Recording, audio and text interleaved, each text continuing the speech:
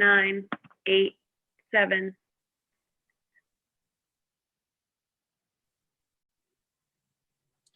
Hello and welcome to the U.S. Sailing Starboard Portal. Today we are pleased to have the Vice Commodore of the Storm Trysail Club and veteran ocean race navigator, Ed Cesare, on board the portal with us. He's going to talk about some of the great ocean races held throughout the world. We'll be taking questions during the session, so be pleased to be sure to put them in the comment section of YouTube, and I'll be sure that these get asked. Now, Ed, off to you. Thanks, Nathan. Nice to see you, and nice to see everybody out there in video land. This is an ambitious talk. I realized after I put it together, I've done like 45 minutes on each one of these races, but we'll step right through it. It's pretty breezy, and make sure we have some time for some questions at the end. I think we're screen sharing now, ready to go. And there's the landing page. And before we get started, I just want to give thanks to the ship's owners and shipmates that kind of appear in the talk today. Those are the boats that appear in the talk today, including my own boat, Class 40, which we did in double-handed in 2014, and thanks to my double-handed partner Chad Corning there, and video credits to my privateer shipmate Kyle Martin, my triple Lindy shipmate Kent Paisley, and owner Chris Sheehan of Warrior One. So just got to get those thanks out of the way to begin with. And with that, here they are. There are the 5, from oldest to most recent, which I think is kind of interesting. The Bermuda race is the granddaddy of them all, and the Fastnet was sort of patterned on the Bermuda race. Obviously, all are about 600 miles, and each kind of has its signature piece. Gulfstream for the Bermuda race. It's got to be the rock. Got to be the Fastnet rock for the Fastnet. Sydney Hobart, one would say that its characteristic is the southerly buster, but that hasn't shown up in the last 4 editions or so. So we may have to replace that one. I don't know. We'll see. Middle Sea, probably the extremes. Middle Sea is known for either being really light or really heavy, or both in the same race. And then the Caribbean 600, really kind of the whole course. It's a beautiful, crazy race course. And there it is, kind of a circumnavigation of the Leeward Islands. Just moving my notes ahead over here, folks. That really is, it's tons of short legs, tons of twists and turns, not much sleep for anybody. It's a tough race for the navigator, particularly up here at the top.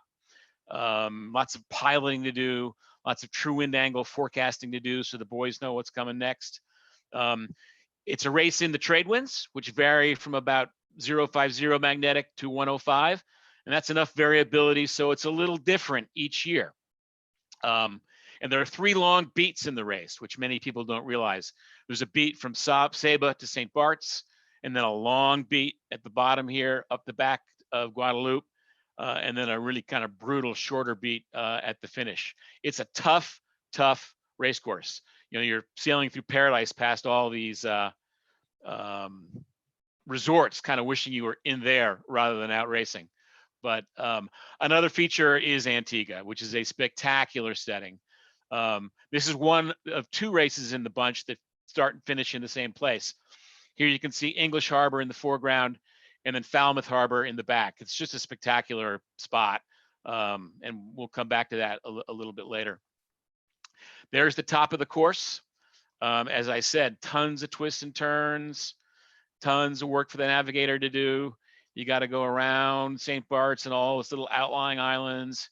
And then it's a long circumnavigation of St. Martin, which, as you probably know, is Dutch on the south side, French on the north. There's a great moorings base there, which I've chartered out of a couple times with family. Really a great spot. You get around here and you start south again. You feel like you should be halfway, but you're not. You're not close to halfway. You have to get down. This is the one long leg in the race. It's 130 miles. You got to get halfway down here before you're halfway around the race course. And you get down to Montserrat here, which is volcanic. It's a little bit in the way, as you can see. So that's a lot of agita for the navigator. You don't know what the sea state's going to be. you want to go minimum distance, it's really tough to set a safe standoff waypoint to get around there. You get past there and then down to Guadalupe, which is very high, has like a 50-mile wind shadow. And negotiating your way past Guadalupe is one of the really tough parts of the race. You get down finally to the bottom and you turn back upwind for a 65-mile beat. You had no wind and now you got 25 knots again. It's just, it's really typical of just how tough the race course is, but it is spectacularly beautiful. And then coming in finally to sort of the last third of the race, this is usually a spectacular 130-degree true wind angle reach down here to Bermuda, about the same angle on the other jibe to Redonda, which is a crazy little rock. It's hardly an island, it's more of a rock. You'll see it in a second here. But getting around that is a challenge. It has its own wind shadow. We'll just do a little bit of video here, I hope. Yep, here we go. This is Redonda. It's just crazy. That's Montserrat in the background, volcanic with its little sulfuric plume. This isn't very long, folks. We'll just get around here. You get around here into this lee, and you start drifting around, trying to work your way around the other side, and bam, you're off and going again on the other side. That is Redonda. And then you finally make it back to Antigua after this, after that 30-mile beat, which I mentioned, and you get home. And then the other aspect of this race and Antigua, as many of you know, is super yachts. And they get bigger and bigger every year. This is from just a few months ago. A sailboat. There are more sail super yachts, it seems to me, than motor super yachts. There's a sailboat. There's a motorboat. They get bigger and bigger every year. And if you don't have anti-frogman lights, you're nowhere. These blue lights that shine in the water and the blue lights that illuminate the common passages aboard these boats, also known in the industry as sex lights. That's an industry term, I'm told. And then I have one of these photos for each race. You know, the crew dinner after you finish is really special. A big reason I do it, and a big reason why I've enjoyed the shorthanded sailing and will do more. I'm a team guy. I like hanging out with my shipmates. This is at dinner after the 600, just before the whole COVID thing went down in Antigua. Owner Ron Hanley, Tim Dawson on the left, Peter Fletcher on the right. And behind us is a super yacht crew, an actual super yacht crew, sitting down to celebrate their post-charter dinner. And for those of you who've seen Below Deck, and I know you all have, don't deny it, I watch it every week, it's exactly like that. And there they are sitting down to their post-charter dinner. So out of the Middle Sea, which is in October in the Mediterranean, there's the Middle Sea race course. Perfect for the random circular course in OCR, that ORC. That's for you, Dobbs, if you're on. But that is the most circular race course I've seen, and it is really quite a special one. Let me catch up with my notes here, and you can see in the lower right-hand corner that little wind rose with all of the characteristic regional winds like the Mistral, the Scirocco, and the Levanter, all from a different direction. All very exotic, kind of reminds you of the Aubrey Maturin novels. And this race, as I said, is famous for extreme conditions. And last October, when I did it aboard Warrior One, my first and only so far Middle Sea race, we had 5 knots of breeze downwind for 2 days and 25 knots of breeze upwind for 2 days. So it lived up to the billing.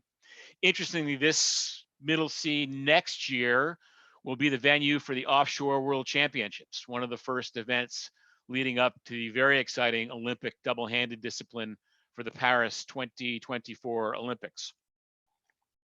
So Middle Sea should be gaining in notoriety as we go along here. Speaking of exotic, that is Valletta, which is one of the 2 main ports on Malta, a fascinating city culturally. The mix of cultures, you can just, it's pervasive. Each of us read a different book getting ready for the race. And you could read a book about the Holy Roman Empire versus Persia, or you could read a book about the Allies versus Germany. Just speaks to an amazing history of the island. And you realize that Malta really does split the Mediterranean into an eastern portion and a western portion. At the bottom of the race course, you're only 60 miles from Africa. We based out of this commercial shipyard over here, came down to practice one morning, And there, in a forgotten crisis, were 30 to 40 North African refugees who had come ashore in some godforsaken rubber boat, sitting on their hands with about 25 Maltese police officers, each group wondering, okay, now what? Really, really quite something to actually see. Valletta is a very cool city. That's the race course again. The first two marks, if you will, are the Straits of Messina, which separate Italy from Sicily. And you go past Mount Etna, a huge, huge volcano located right there. And the second mark is Stromboli, which is another volcanic island up here. And that is the Straits of Messina. Just crazy congested between Italy and Sicily, with tankers, bulk carriers, ferry boats, super yachts, race boats at this time. It's an amazing, amazing site. And that is Stromboli, the second mark of the course, a volcanic island. And a little more video here, courtesy of Skipper Chris Sheehan. Here we go. You can see how light it is.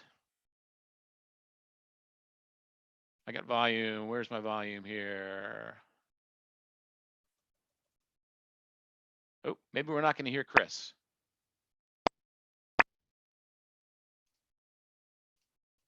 Huh. We're not hearing Chris. Well, he's very eloquent, talking about Stromboli and the fact that it was erupting the previous evening, and it was. There was lava coming out of that thing, you know, like orange globules of lava. Really quite something. This was the conditions for 2 days. Com Crocker there, Larchmont Yacht Club guy, great shipmate, Ryan Zupon. This was just special in there. It was like that for a long time. And I got another slide of that, which is, here's Com again, same morning.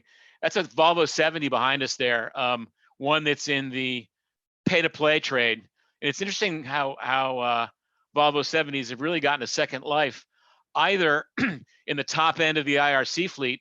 Wizard won this race with its usual great crew aboard, and how well they do at the high end of the IRC fleet, and how slow they go. This one's behind us, keep in mind. We're in an XP44 when they are used in the pay-to-play fleet, especially when it's light. They're pretty sticky boats. Light like that for 2 days. And then we turn the corner at Sicily, out into the Straits of Sicily, and it gets to be like that for 2 days. This picture doesn't do justice to how windy it was and how steep the chop was. Got just a little more video here. Let's see if there's sound on this one. If not, we'll hustle through it. But yeah, this one has sound. Not too much. That is Sicily, in the Straits of Sicily, going upwind in a classic Mediterranean short 8-foot chop. Got cold somehow. Too rough to stand up at the wheel. Had to sit beside the wheel, which you'll see. Actually, my buddy Chad steering here, coming up in a second. Here's Chad. Colin Leon, 888. And right when this was, a little bit after this was taken, like a 30-foot beach cat was in the race. I don't know how or why. Surprise, surprise, dropped this rig, and the whole fleet had to divert to the south, which is bearing off in this picture, to go look for these guys. We found them. They were okay, I'm happy to say, but I'm not sure what they thought was going to happen when in their beach cat when they rounded into the Straits of Sicily. Here's my crew picture for the Middle Sea race. This was actually a couple nights before the race at an awesome crew party in the middle of Malta, out by Messina, which is a World Heritage Site. Really cool walled medieval city, really cool party venue. That is Skipper Sheehan, third from right there. Our navigator, H.L. DeVore, and Nick Douglas, whom most of you probably know, up and coming yachting journo who likes Americans, and it would also appear likes white wine. But again, nothing like the camaraderie of ocean racing. On to the Fastnet. There is the Fastnet course. Catching up with my notes again, folks, here. And founded in 1880, I don't have a founding date here. Founded by Joseph Weston Martyr, 1885 to 1966, after Joe sailed in the Bermuda race. This shows the traditional course finishing in Plymouth. It also shows the course for 2021, the next edition. This one runs only every 2 years. Shows the new finishing port of Cherbourg, which is exciting to many, a blaspheme to some. And I don't know how this fits into the Brexit program, but it appears to be finishing in France next time. It's not the first time this course has had a change. After the '79 disaster, the organizers put in a standoff mark called the Pantanius mark out here to keep boats separated that were coming out and going back. That had been replaced by traffic separation zones, which are now an obstruction on the course. Very interesting navigationally, and there'll be more obstruction zones out here in the channel next time, which are just crazy. So not the first time the course has changed, but not without its controversy. That said, I think many of us are looking forward to a new destination. This race course kind of reminds me of the Vineyard race, much more significant and exotic, but you got to get past all these tidal gates, Albans Point, Start Point, Land's End, much like the tidal gates at the end of Long Island Sound. Then you jump across the Celtic Sea, much like you jump across Block Island Sound and the Atlantic Ocean. And you get out into the Celtic Sea. And I've got a little bit of video here. Let me see if I can do this easily. Stop sharing, and I'm going to reshare. Oh, wait a minute. Got to do this first. Nope, that's not what I want. Actually, I'm gonna jump over that, guys, in the interest of time, and go back to the slides. And Nathan, help me out. Are the slides back there?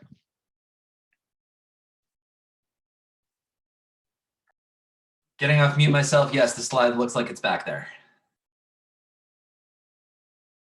You may have to push play on the device, and it looks like you're back on mute again. Sorry, hang on a second here. There we go.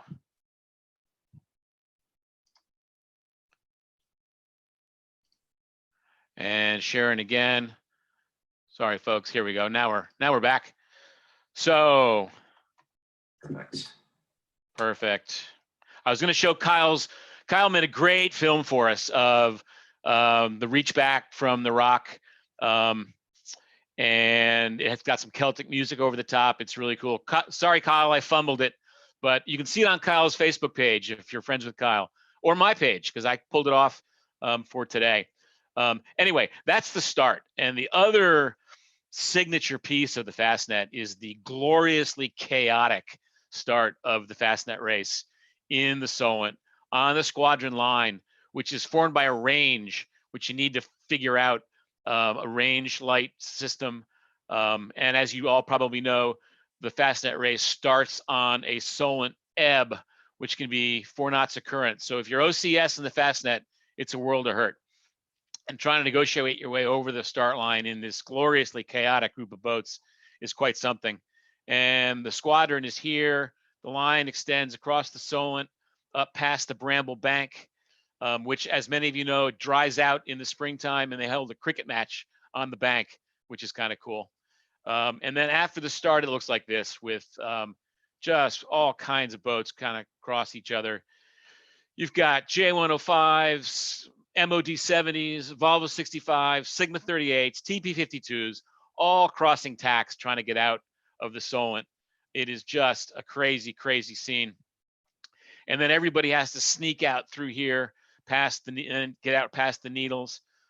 Very shallow water over there. That's where Lucky came a cropper a few issues ago. Some will remember. And then out across the Celtic Sea, as I said before, to the most iconic rounding mark in the world. And for me, the Fastnet is my favorite of all of these, for this very reason, to a large degree. There's nothing like Fastnet Rock. I've been around 4 times. 2 times at night. One of those nights we never saw the rock, just saw the loom of the light. That was the night we came around in Larry Huntington's Snow Lion about an hour and a half after Rambler turned over. So it was a little snotty out there that night. We never saw the loom. We never saw the rock, just the loom of the light. And then the other version is around in the daytime. And that's a great picture. That's not us or me, but that's a great picture of rounding in the daytime. Came through one of those 2 times through a cold front that was passing the race course, out of the cold front, just like home here, into beautifully spectacular sunny conditions. And there was Ireland, just impossibly green. And one doesn't realize until you've done the race just how close to Ireland Fastnet Rock is. It's only about 5 miles offshore, which is an interesting feature, which isn't really all that evident. And here's the crew picture for the Fastnet. These are my privateer shipmates last summer at the Duke of Wellington pub, a couple blocks back from the waterfront in Southampton. I just love this picture. Pure joy. Finish the race with your shipmates, tuck it into some spectacular English food. Haha, just kidding. The English food is getting much better than it used to be. I just love this picture. Shipmates after the Fastnet race, really doesn't get much better than that. On to Sydney Hobart. We do have a question from Greg Norgian, it looks like. Greg, yes. If you know if the Fastnet has ended anywhere other than Plymouth in history. No, first, it has always landed in Plymouth. And this is the first time I'm saying that. I'm 99% certain it has always come back to Plymouth. I'm 100% certain it has always come back to the south of England. So this is really quite a change. And we'll see how it goes. Cherbourg, of course, is set up. I mean, it's France, and ocean racing is a big time sport there. So I know it will be spectacular. I'll miss Plymouth a little bit. And then the 100th anniversary is in 2 editions. Maybe it comes home. I don't know. We'll see. But it should really be interesting to see what happens in Cherbourg. So on to the Sydney Hobart, the farthest away of all these races. And I can attest it takes a long time to get there. And the Hobart really is a bunch of races within the race. You need to get out of the harbor after the famous Boxing Day start, out through the Heads. Then you race down the coast to Eden, which is at the end of the continent of Australia, across the fabled Bass Strait to Flinders Island, then down Tasman Island's coast, and then over Storm Bay and up the Derwent River, which is in the inset here. One of the interesting features about the Sydney Hobart is that as a function of their disaster in 93, something like that. 1998. 98, thank you, Nathan, thank you. We continue to use the SSB, the signal sideband, which is easier to use than it used to be, but still something of a dark art. And at the coast here, before proceeding, each yacht must call into race headquarters and recite an elaborate script representing that the ship is well found and ready to proceed. Very tense for the navigator to make sure you make that call, because you can't go on until you complete it. Luckily, each time I had to do it, we got through. Interestingly, this last January, lots of beefing about the smoke conditions in Australia that many felt were going to degrade SSB propagation. I can never figure out if that was true or not. I didn't go this time, didn't need to worry about it. But with the absence of the southerly buster and the presence of the smoke conditions, this race is pretty heavily affected by what I think is climate change. Something's going on. All the locals are wondering where the southerly buster is. That foretells the buster. That is a roll cloud. We didn't see one on the race course, but we saw one practicing in Sydney Harbor, kind of end on. It looked like a yodel, you know, the rolled up Drake's yodel. Really quite a bizarre sight. Nothing more than a cold front, but the extreme temperature differences result in it looking like this. There's also current in the Sydney Hobart race. This is a western boundary current, just like the Gulf Stream. It's not as powerful and not as much of a factor, but it is on the race course. and does figure into your planning and your tactics.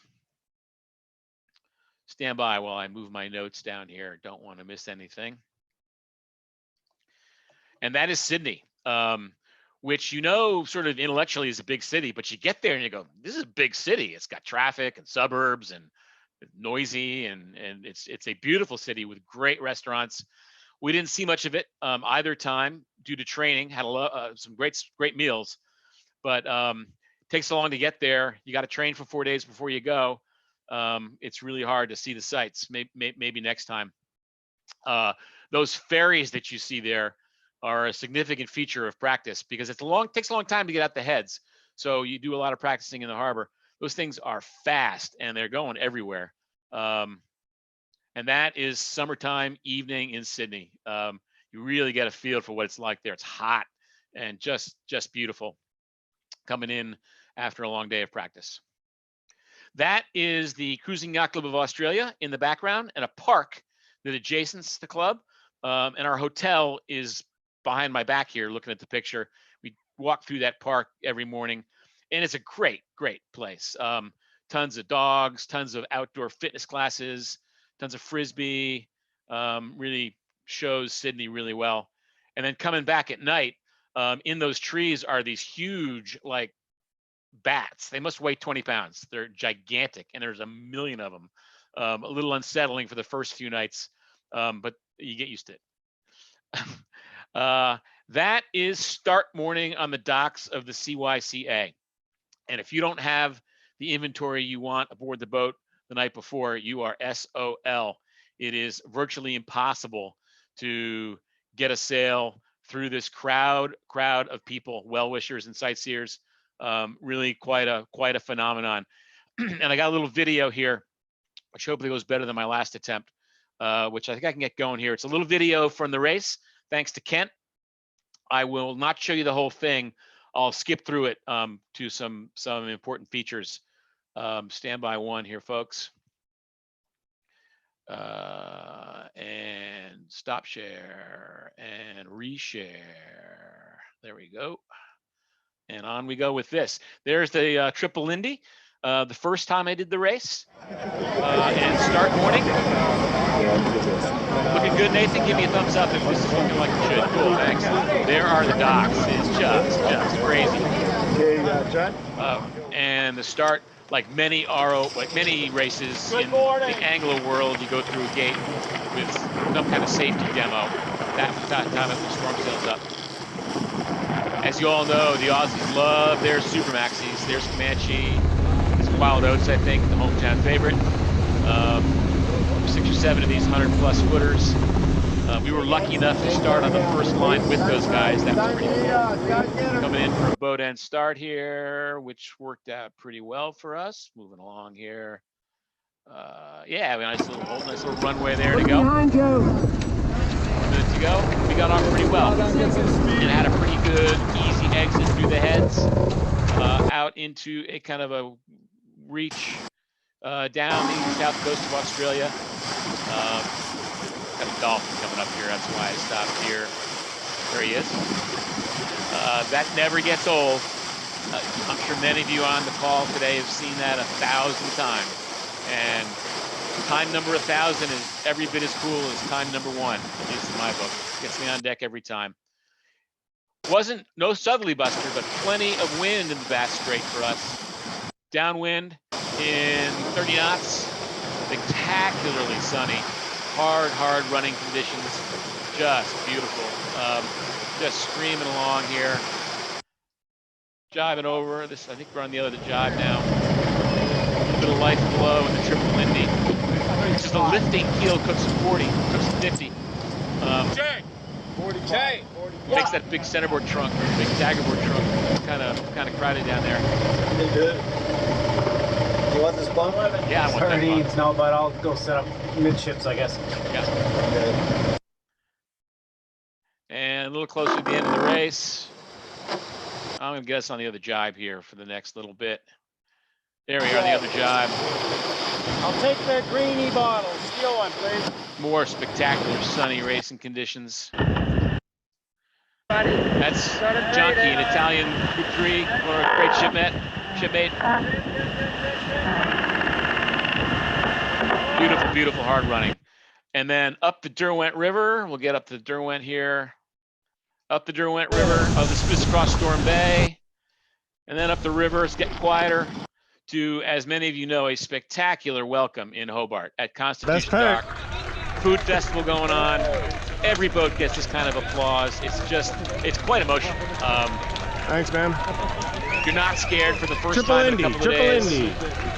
High fives with your shipmates. All of this hoopla. Looking forward to a pint. It's just the best. And there is Hobart. Mount Wellington kind of looms over the city in the background there. Yeah, it's just spectacular.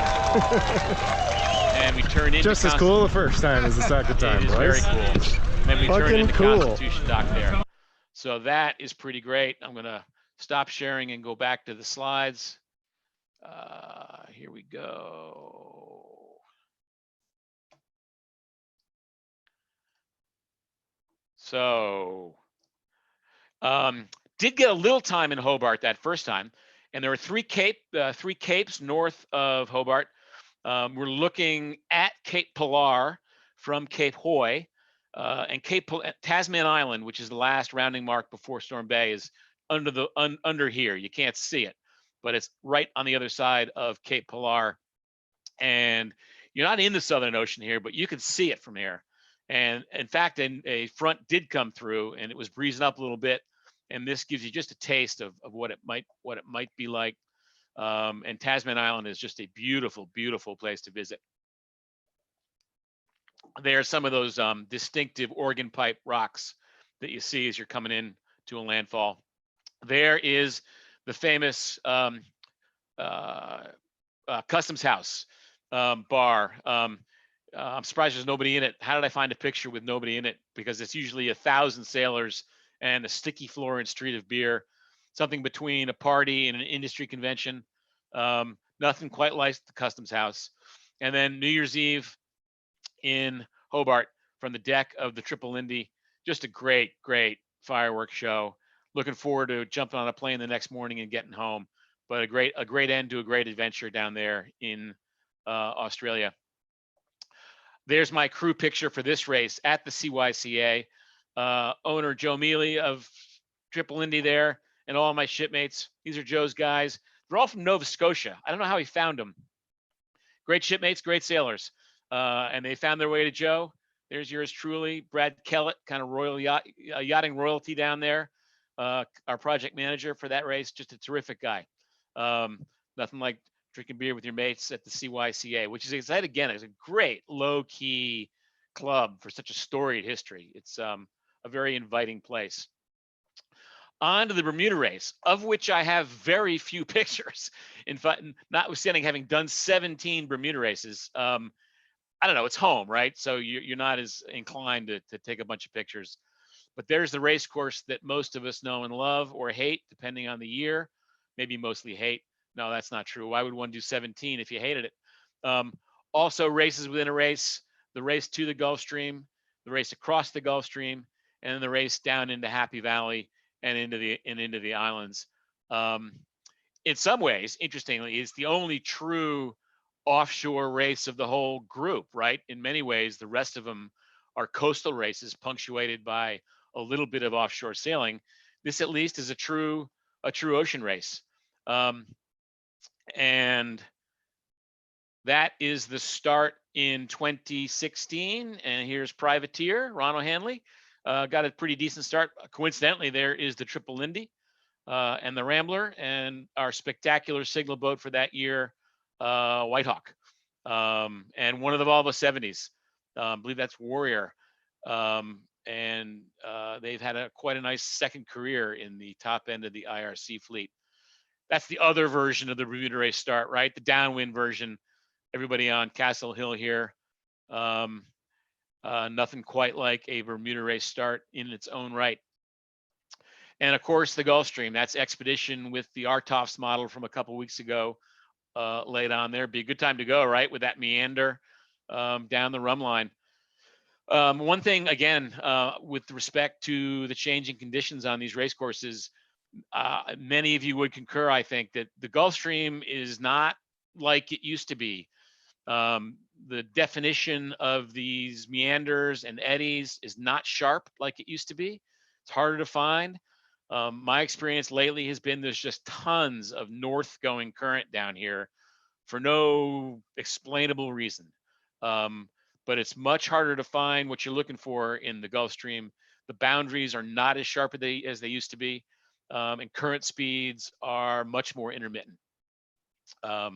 Maybe it's my imagination, but I don't think so. A lot of guys and women have backed me up on that. Got a little bit of video here. Board John Brim's Rima 2 from the 2006 race or something. There is sometimes race in the wind in the Bermuda race. Watch this for just a minute.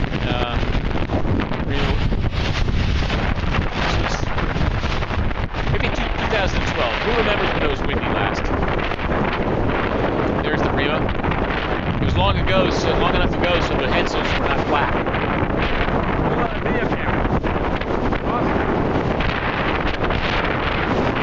Who knows what it would have been like next month? But I know we're all going to miss it. And many thanks to the CCA and the RBYC for their tireless work with this Great Ocean Classic.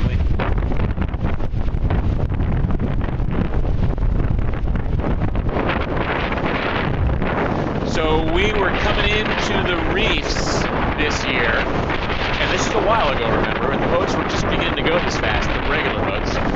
And we were about 20 miles off the reefs. We had a kite up when we got down there. And I said to the guys, we need to start thinking about getting this kite down, guys, in the next evolution. And they all kind of looked at me funny and said, Ed, we're 20 miles from the reefs. I said, yeah, guys, we're going 22 knots. We're less than an hour from the reefs. And everyone realized that, oh, yeah, we better start thinking about it. It was a great race. I forget our last time. It was like 46 hours or something. Really cool. There's the other version. This is me and Chad in my class 40, trading leads with Joe Harris and Rob Windsor in Joe's boat, in which he went around the world single-handed, by the way. Good on him. We traded leads 3 or 4 times in conditions like this all the way down there. Happily, we happened to have the lead on the last exchange. This time, elapsed time was like 4 days and 6 hours. That was some kind of frustrating. But you do get, obviously, both conditions in the Bermuda race. I didn't have a picture of me finishing. This, I believe, might be Rich DeMoulin and Gary Grant in Gary's boat finishing the race. I'm not sure.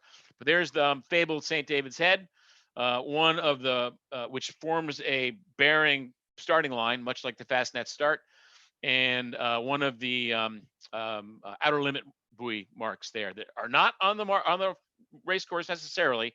Sail past to make sure you finish properly. But it is great to get to Bermuda, no matter how long it takes. It is a wonderful spot.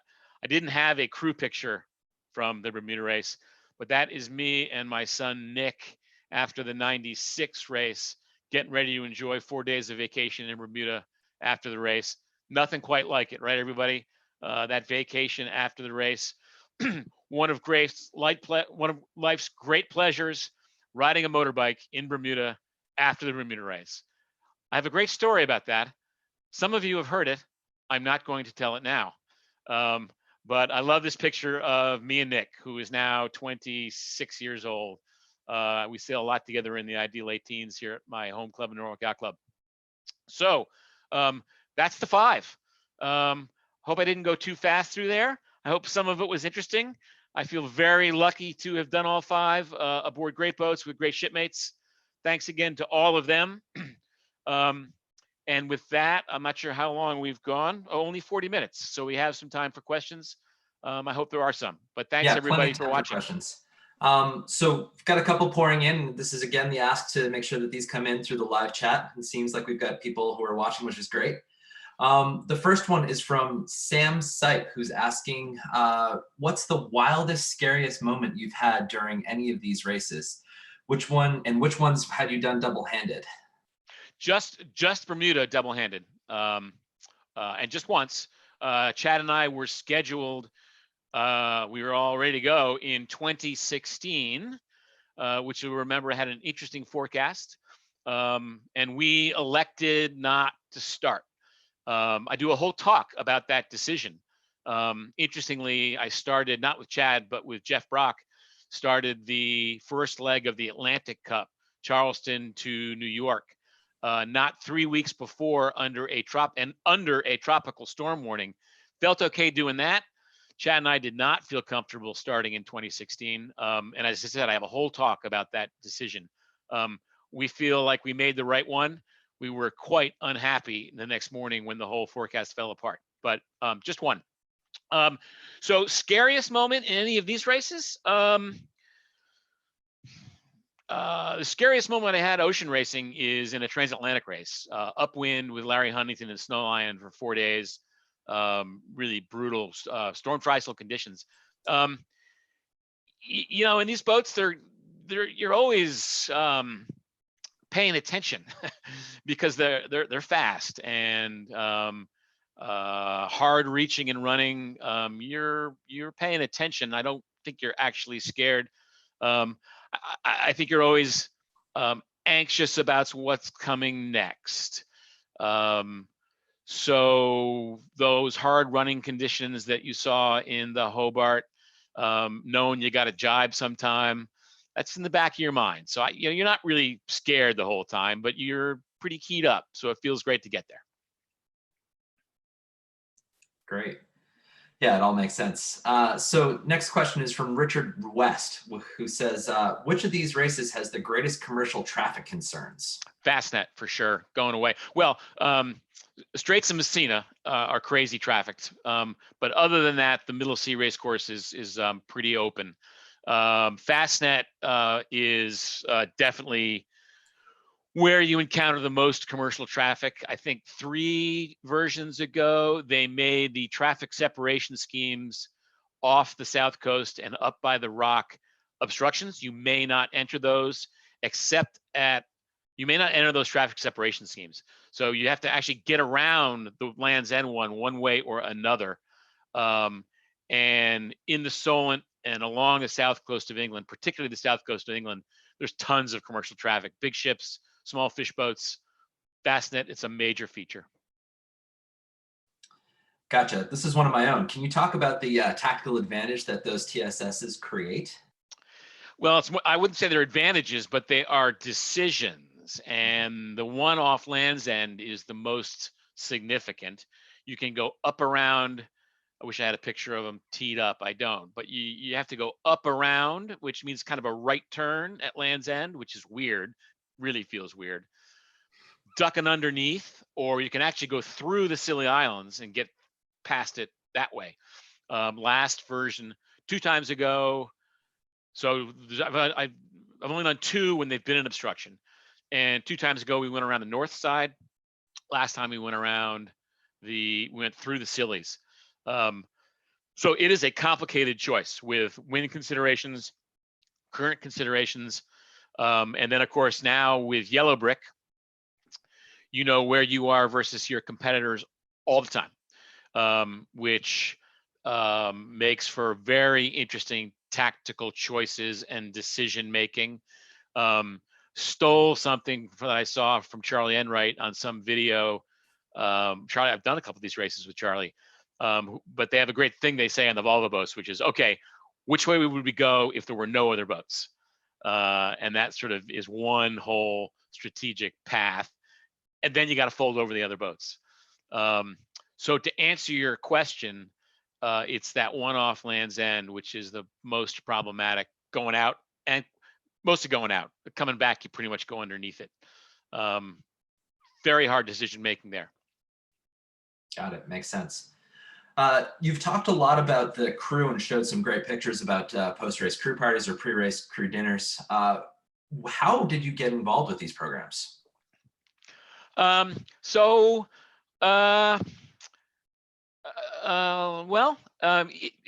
always a little different. You know, I've been doing. I'm 59 years old. I've been doing this forever.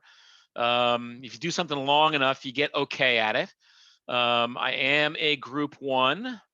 So if I can hold my own at the nav station or hiking out in the back with the tablet more appropriately these days, I come with a couple of advantages. And I feel very, very lucky to sail with these crews and aboard these boats. And I think longevity and persistence, to answer your question directly, those are much more important than talent in my case. But I, by way of advice, I just think a commitment to the sport that you love, and trying to find your way farther to the back of the boat as you get a little older. It really, and also that's one reason I pursued the double-handed project with Chad was I used to be a pretty decent middle of the boat guy, and those skills got really rusty and wanted to brush them up again, and it worked, and really enjoy the double handing. So that's kind of a long answer to your question, but I think just keeping your nose to the ground, looking for your chances, you know, and then little stuff. There are a lot better navigators than I am out there. Consequently, whenever I can, I jump in and pack a kite and hand up coffee, and the boys hate you less when it all goes south. So that's maybe my number one. I'm good at packing kites. I'm an okay navigator. I'm really good at packing kites. It's a great sentiment. You always have to pull your weight no matter what you're doing, I guess. Tony Ray is saying that you're one of the top navigators on the bucket list, and so it's haven't sailed with you yet, but hope to soon. So always good. Appreciate that, Tony. Likewise, a fellow Con College Camel there, so I'm looking forward to shipping together soon. Gotcha. And then Tony's also giving you some flack about being a Mets fan, but that comes with geography, I suppose. Well, yeah, we're used to taking it. Yeah, absolutely. So what races do you have on your future radar coming up, assuming that the world opens again? Yeah. So we were scheduled in Privateer to do the Bermuda race. I will be doing, I've done the Marion to Bermuda race a couple times with my friend Tom Bowler in his Morris Ocean 46, a proper yacht.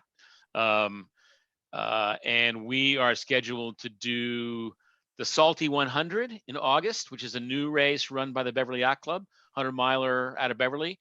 That looks like a really fun race course, brand new. Might be the first outing, I don't know, but scheduled to do that. I believe we're scheduled to go back to Hobart in the Privateer. I think, I'm not sure that's set in stone, but that might be coming up. I've been helping Rich Wilson representing Storm Trysail in the Collegiate Offshore Sailing Circuit project. Might find my way onto one of those Kosk boats as an advisor for the Monhegan race, which I've never done. So that's in the near term when we get going here. I've not done a Transpac.